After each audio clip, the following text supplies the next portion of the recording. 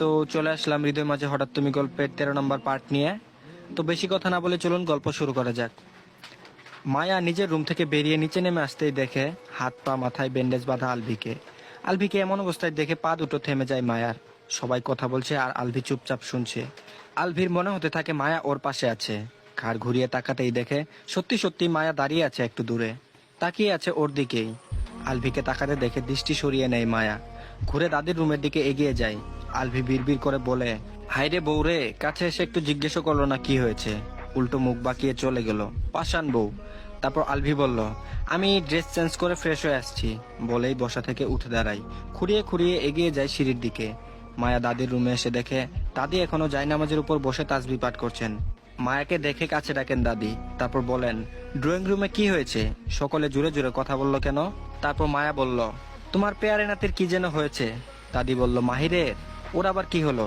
নামাজ পড়তে আসার আগে না ওকে সোফায় দেখে আসলাম।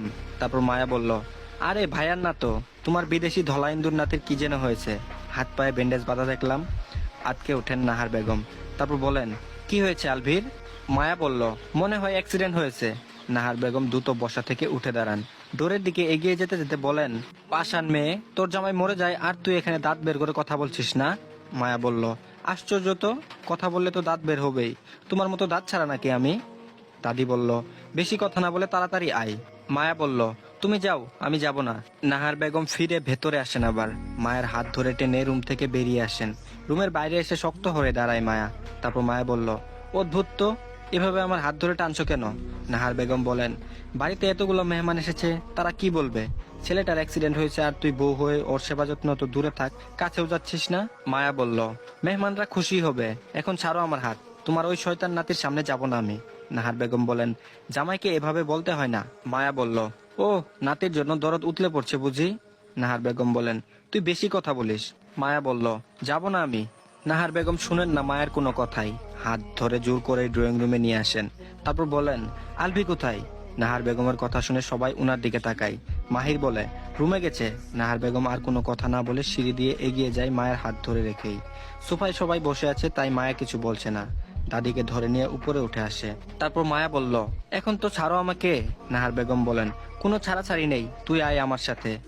মায়া বলল, বুড়ো হয়ে গেছো, শরীরে এখন এত শক্তি কেন? নাহার বেগম বলেন, তোর বয়সে আমি 2 সন্তানের মা হয়ে গিয়েছিলাম। মায়া বলল, আশ্চর্য, আমি বলছি একটা, তুমি বলছো আরেকটা। নাহার বেগম বলেন, বেশি কথা না বলে আয় আমার সাথে। মায়াকে টেনে নিয়ে আলভি রুমের সামনে এসে দাঁড়ায়, কিছুতেই ভেতরে প্রবেশ করবে না। তারপর নাহার বেগম বলেন, আলভি।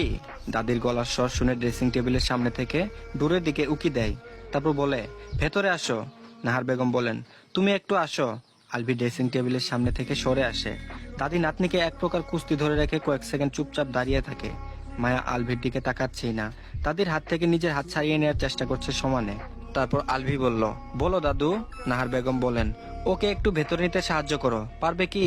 আলভি 2 কদম এগিয়ে আসে, মায়ের বাম হাতটা নিজের বাম হাত দিয়ে ধরে এক টানে ভেতরে নিয়ে আসে। তারপর নাহার বেগম আবার বলেন, উপরের সিটকিনিটা লাগিয়ে দাও। দাদির কথা মতোই তাই করে আলভি। মায়া এক পাশে মাথা নিচু করে দাঁড়িয়ে আছে, রাগে লাল হয়ে গেছে। বুড়ো মানুষ, বেশি জোরে টানাটানি বা ধাক্কা দিলে পরে গিয়ে ব্যথা হবে, তাই মায়া সেরকম কিছুই করেনি। আর এই বুড়ি ওকে ধরে বেঁধে বাঘের খাঁচায় এনে বন্দি করলো, তাও যে সে বাঘ না, 1 নম্বরের অসভ্য অভদ্র লুচু বাঘ, সুযোগ পেলেই চেপে ধরে। নাহার বেগম মায়াকে টেনে এনে দাঁড়ান আলভির সামনে। মায়া মাথা নিচু করে দাঁড়িয়েই থাকে, একটা বারো উপরের দিকে তাকায় না। নাহার বেগম ভালোভাবে তাকান নাতির দিকে। তারপর বলেন, এরকম হয়েছে কিভাবে তোমার?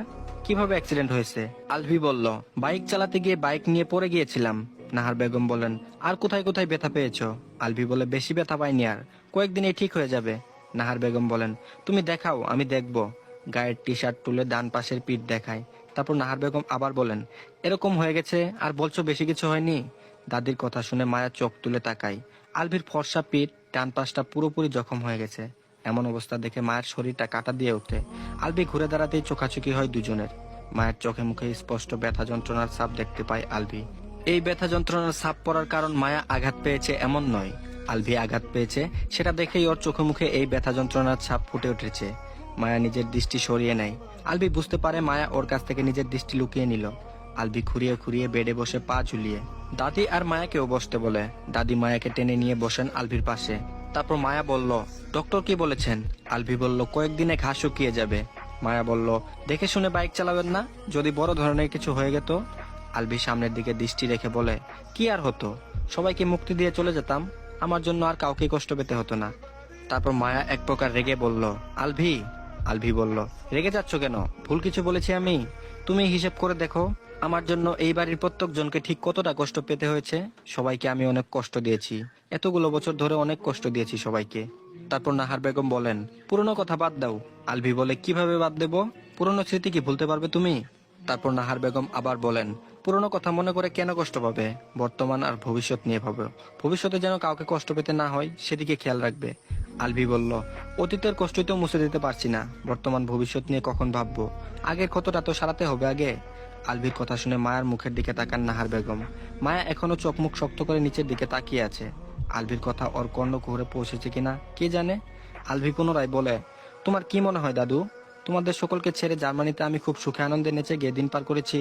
আলভির কথা শুনে নাহার বেগম বলেন, এরকম কেন মনে হবে, আমাদের পরিবারের সবাই এখানে আছে, শুধু তুমি ছিলে না, তাতেই সকলের এত কষ্ট হয়েছে। সব সময় শূন্যতা ঘিরে রেখেছে সবাইকে, সেখানে তুমি পরিবারের সবাইকে ছেড়ে একা একা ছিলে এতগুলো বছর, আমাদের থেকে তোমার অনেক বেশি কষ্টই হয়েছে।